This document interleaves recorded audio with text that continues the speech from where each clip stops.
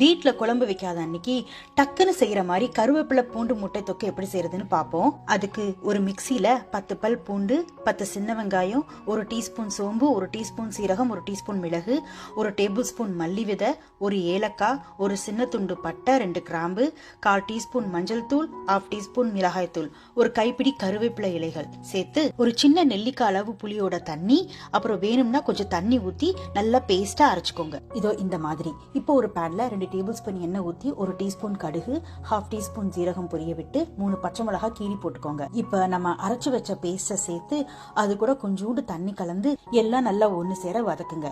இப்ப தேவையான அளவு உப்பு சேர்த்து நல்லா எண்ணெய் பிரியற வரை வதக்குங்க. இப்ப வேக வச்ச முட்டைய 2 வெட்டிக்கோங்க. வெட்டின முட்டைகளை இப்ப கிரேவில சேர்த்து நல்லா தொக்கு பதம் வர வர மெதுவா பெரட்டி வேக விடுங்க.